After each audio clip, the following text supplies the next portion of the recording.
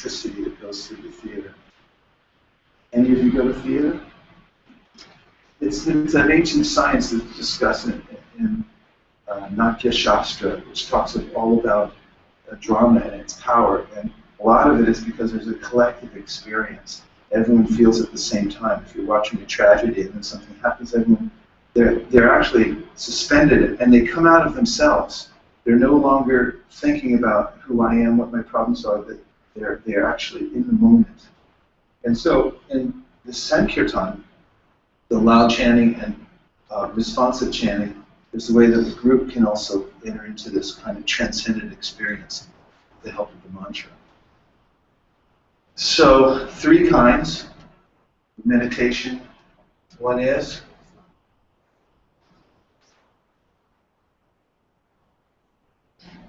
japa, and then kirtan, and then sankirtan. Which one would you like to try?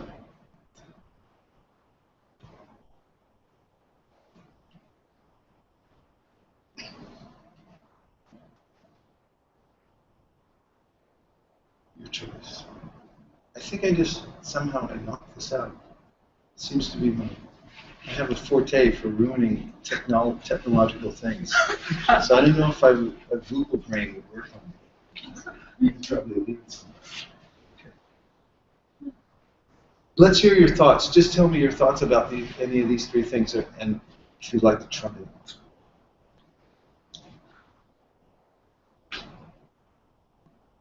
I like the Sankirtan best. Sankirtan, you like Sankirtan?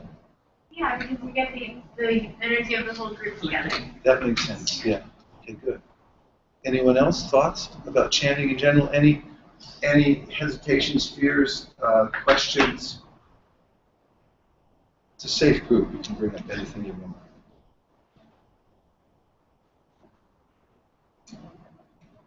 How can you, one thing, I mean, I feel like you can, when you're silent, you cultivate like awareness of what's going on, Mm-hmm. and with I've done very little like mantra, but I feel like I get like stuck in the words. Is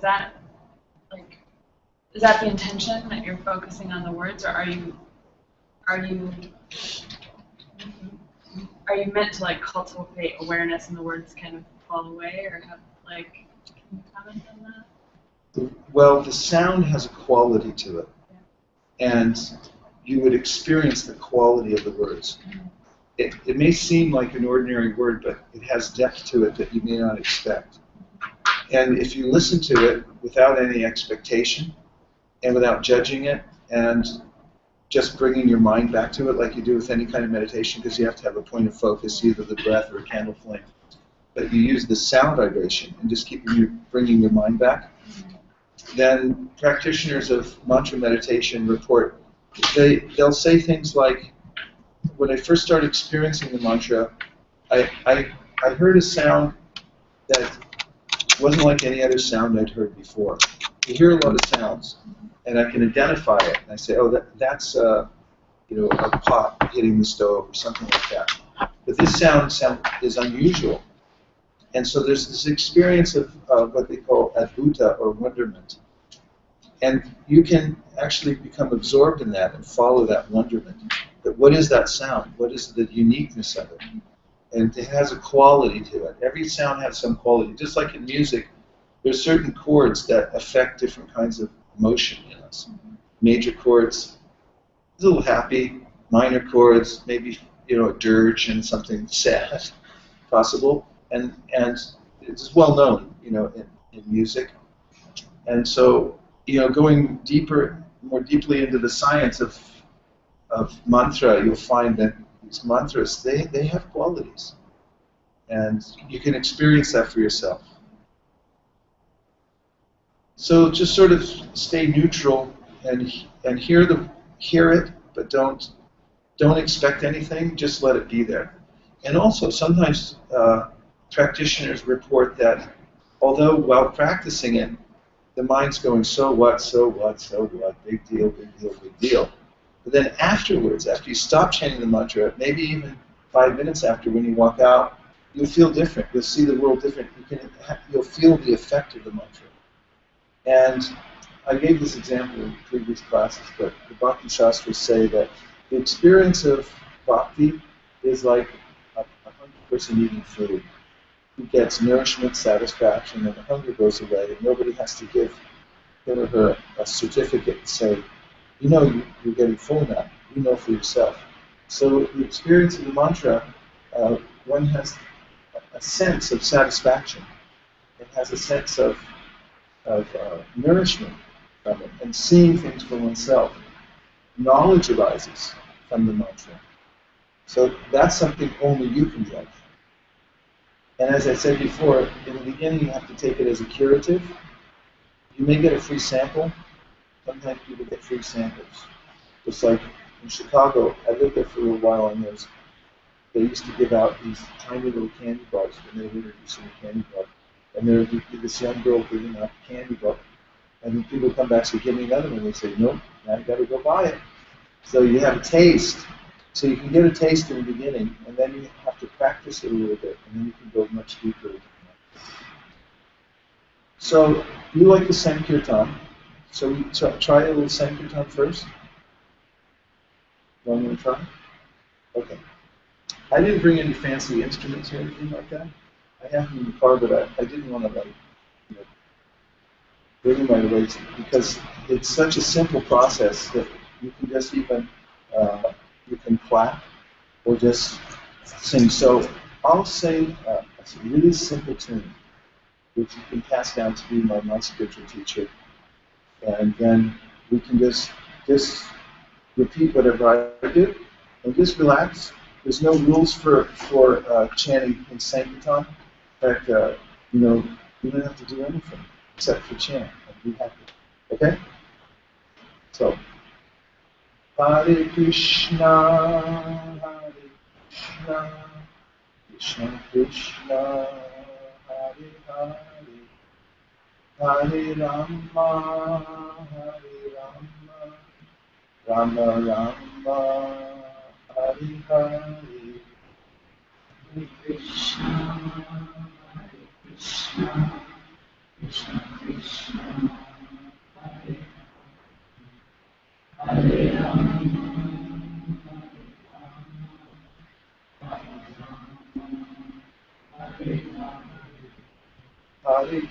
Rama, Hare Krishna, Krishna Krishna, Hare Hare, Hare Rama,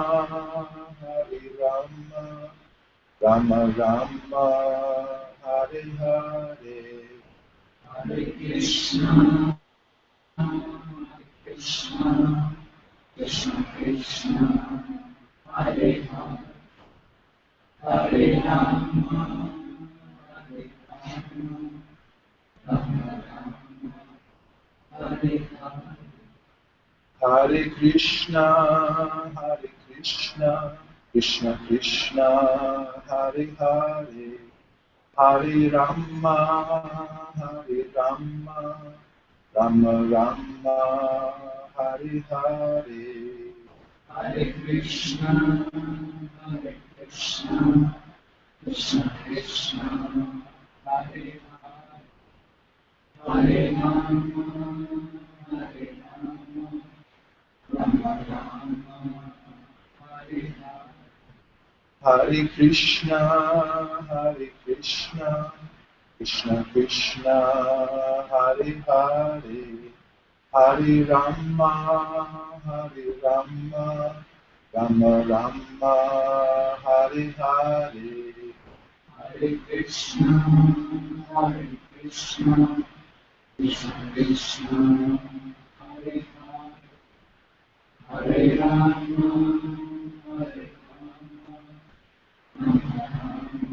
I can add a little bit like backing to that one.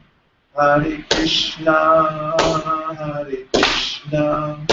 Krishna Krishna, Hare Hare, Hare Rama, Rama Rama, Hare Hare.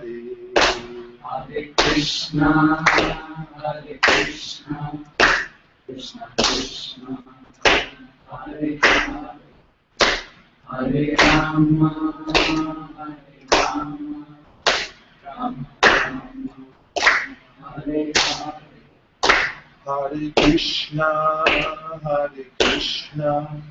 Krishna Krishna, Hare Hare, Hare Rama, Rama Rama, Hare Hare. Hare Krishna, Krishna Krishna, Hare Hare, Hare Rama, Rama Rama, Hare Hare. Hare Krishna, Krishna Krishna, Hare Hare, Hare Rama, Rama Rama, Hare Hare. Hare Krishna, Krishna Krishna, Hare Hare, Hare Rama. I think I'm going to try standing up, because you hear also standing up. Let's try. Hare Krishna, Krishna Krishna, Hare Hare, Hare Rama, Rama Rama, Hare Hare. Hare Krishna, Krishna Krishna, Hare Hare, Hare Rama. Just try swaying a little. Hare Hare. Hare Krishna, Krishna Krishna, Hare Hare, Hare Rama, Rama Rama, Hare Hare. Hare Krishna, Krishna Krishna, Hare Hare, Hare Rama, Rama Rama, Hare Hare. Hare Krishna, Krishna Krishna, Hare Hare, Hare Rama, Rama Rama, Hare Hare. Hare Krishna, Krishna Krishna, Hare Hare, Hare Rama, Rama Rama, Hare Hare. Hare Krishna, Krishna Krishna, Hare Hare, Hare Rama, Rama Rama, Hare Hare. Hare Krishna, Krishna Krishna, Hare Hare, Hare Rama,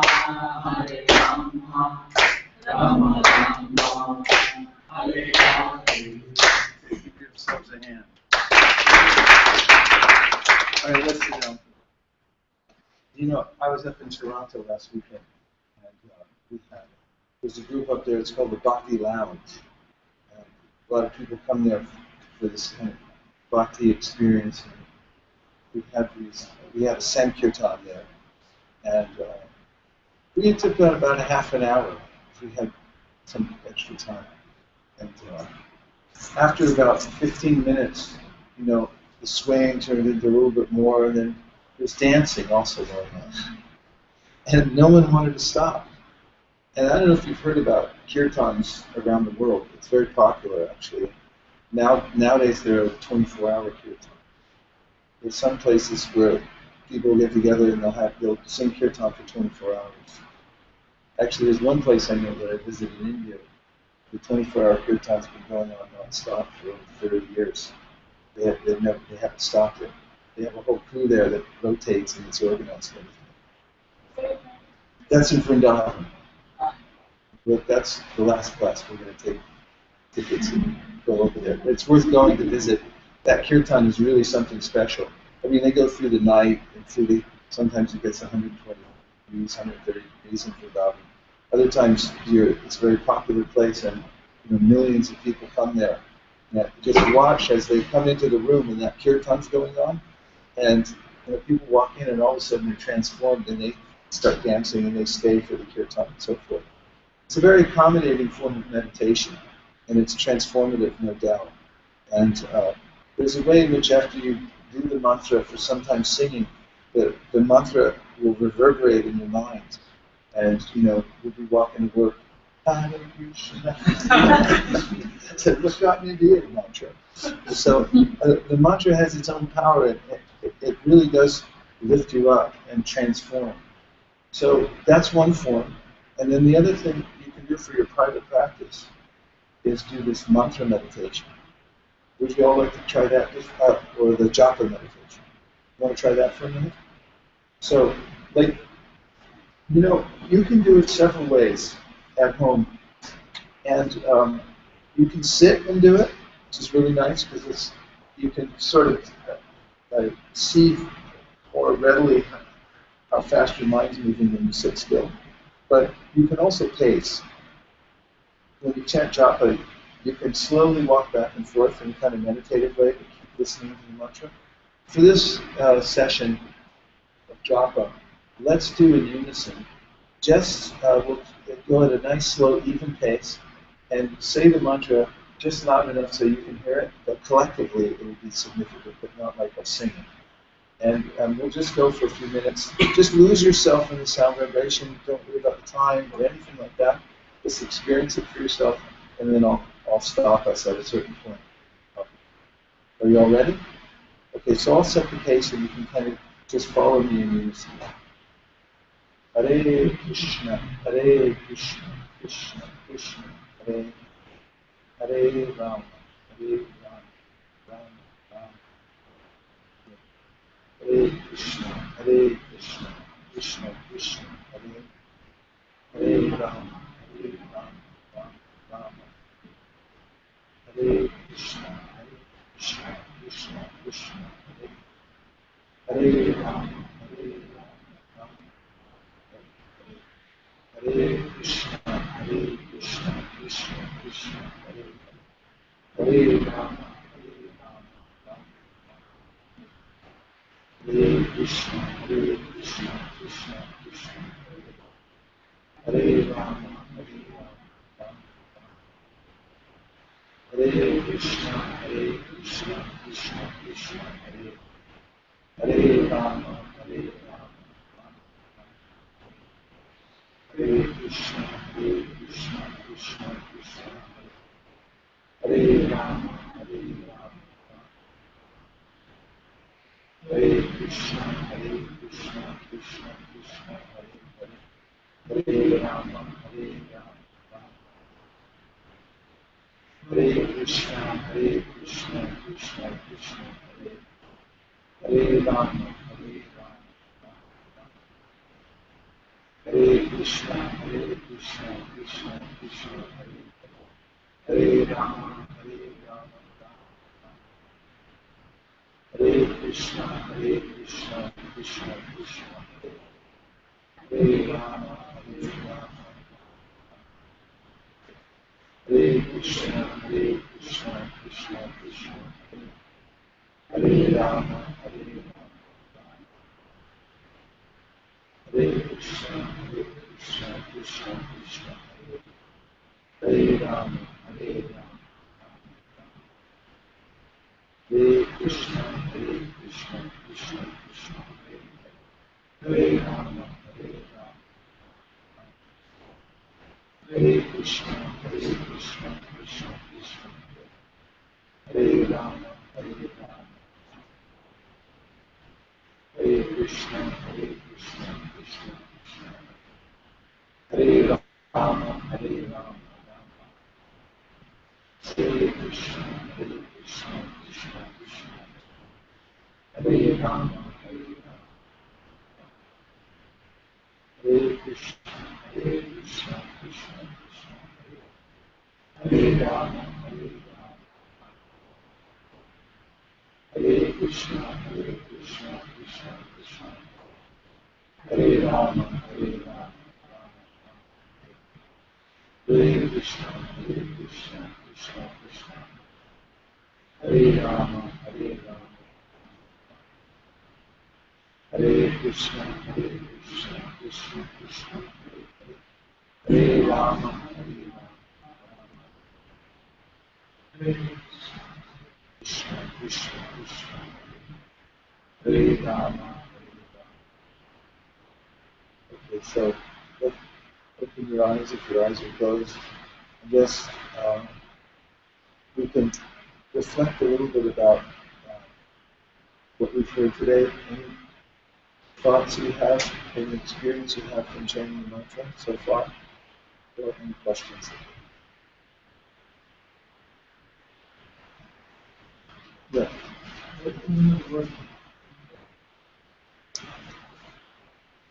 Good question.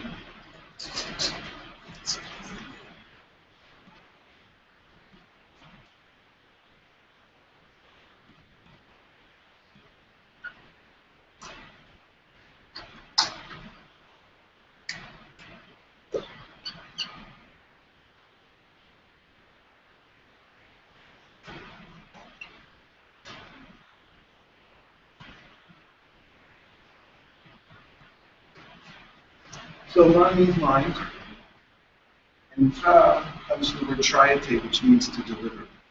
So the mind is delivered by the sound. Normally the mind it dwells in the past or in the future, but it delivers the mind from all kinds of anxieties and the whirlpools that it gets caught in. And it can actually transcend, one can transcend the mind by the power of the mantra. It has its own inherent power. What else? So you talked about the sound and vibration. Yeah. But like I've done this once before, and it's totally different tone and a lot more upbeat, or there's a lot more energy to it. So even like the vibrations depending on like how you sing it, even though it's the same word. Well, a lot has to do with who's chanting and the reason they're chanting. Because when you're doing group chanting, there's a power in the intention of the chanters, and so it can have a more transformative and powerful effect according to the kind of association that you're in when you chant. So, like for instance, if you, it always has some effect, but it can be augmented by the intention of the chanter. For instance, if someone's chanting with a very pure intention, then that comes out in the mantra also. If somebody's chanting the mantra because they want to get something from it, you might feel a slightly different vibration from that person chanting. And if you're in a group that's very concentrated and focused on the mantra, you may be able to feel that, the power of that. If people are gathering just to chant the mantra and they're very intent on it, you might feel that effect. And if people are not interested in it or something like that, then the environment might be a little bit different what you're chanting. Listen to that. But in general, the mantra, it even transcends the environment in many cases. You see, sometimes if you do chanting like in a public place, which has been done before, that there can be a really mundane vibration. Like I've done this in Times Square, where we go out with a group and just chant, and then the vibration at Times Square is very intense. But then suddenly, people come along and they'll stop and they'll start dancing and they get into it, and it sort of cuts through, whatever other distractions are there. It's very powerful like that.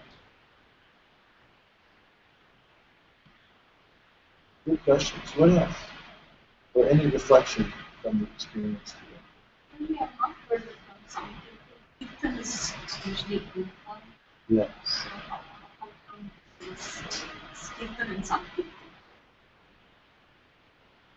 Well, just that kirtan is a generic term that means loud chanting, but sankirtan is something that especially 500 years ago, Sri Chaitanya Mahaprabhu, who started this group kirtan in a big way.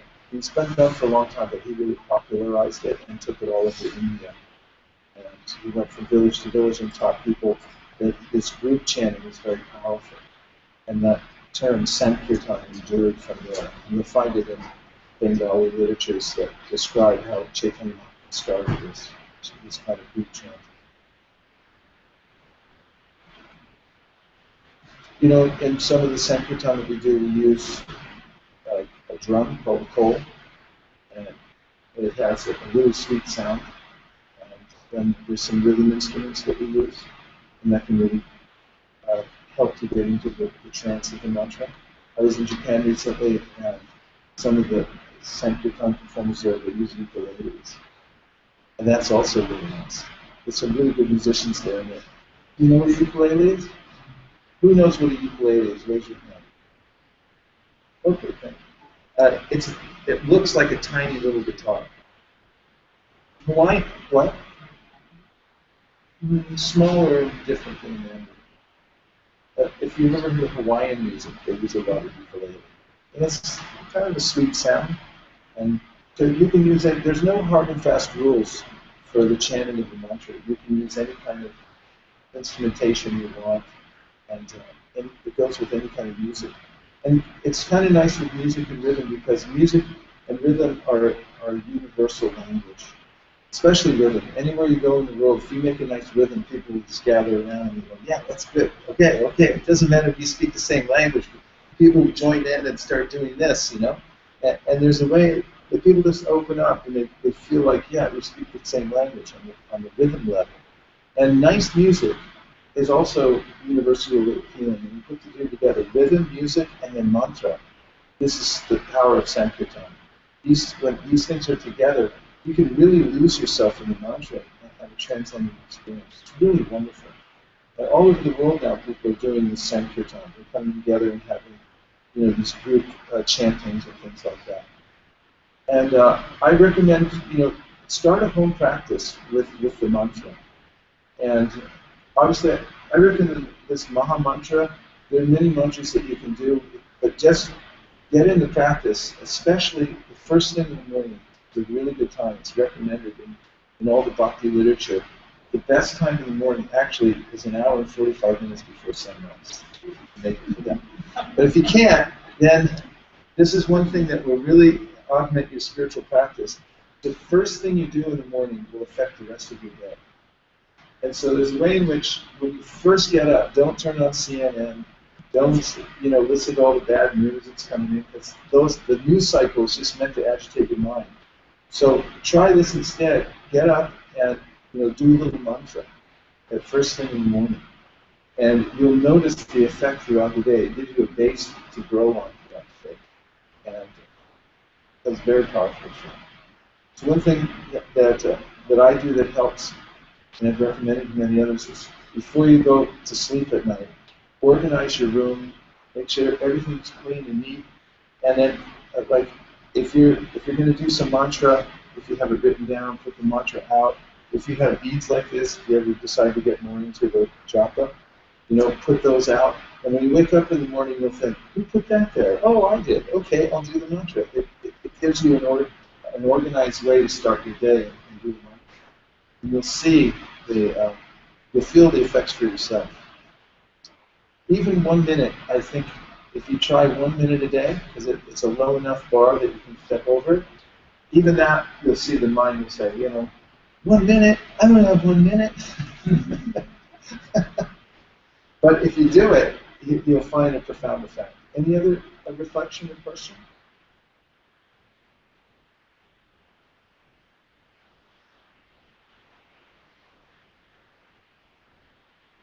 Did you like the chanting?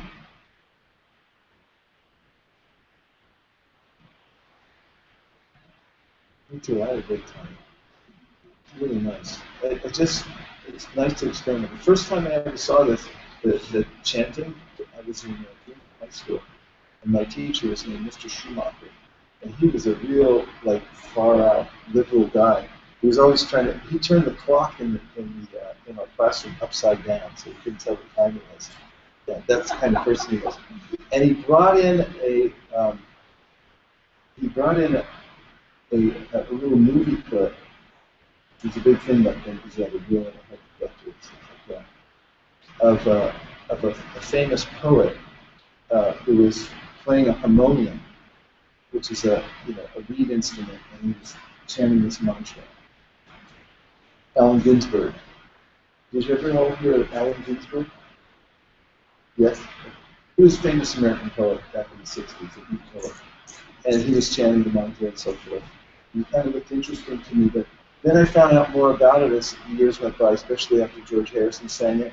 And I did a lot more study about the mantra and the origin of the mantra and how yogis have been using this for many, many thousands of years, and how it has inherent powers and things like that. And I said, try the mantra for myself. So in high school, I started chanting, and I really got into it. I chanted on my way to school, on the way back from school, and I experimented with the mantra, and I got my own results. They were undeniable. So I encourage you to experiment with the mantra. Do it for yourself. Don't believe me. Just try it and see what happens. It has some profound effect. And that will start your bhakti practice in a very direct way. In fact, there are many different practices of bhakti, which Matthew might have mentioned just in a general way. But one of the primary methods of bhakti is using the mantra yourself, starting here. So, homework, try it out, and then we'll talk about it next week, because I'm going to be back here next Wednesday, and I'll have more to say about bhakti, and we'll try a little bit more mantra, maybe even add an instrument or two. We'll see what happens. And we also brought some special treats for you.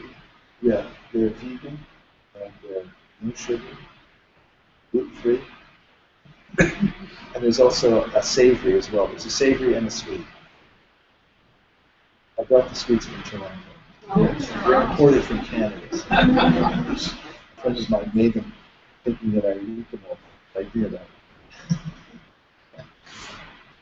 Made it today. Thank you very much for sharing your time with me today. It's really special coming here and being with you. Thank you very much.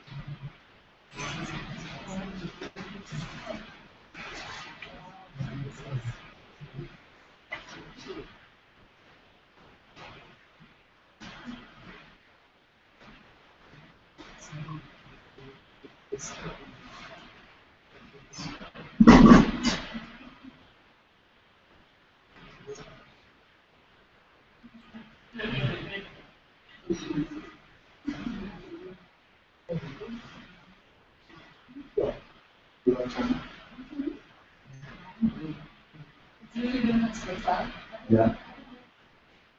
So the people is a symbol for that. Yeah, would you like it? Yeah. It's good, huh?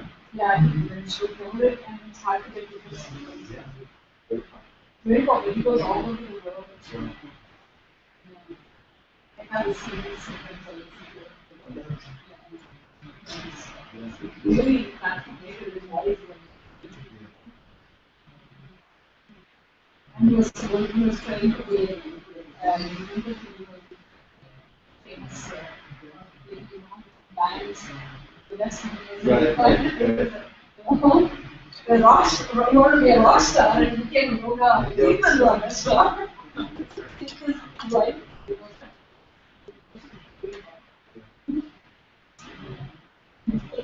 Thank you very much. Nice to see you.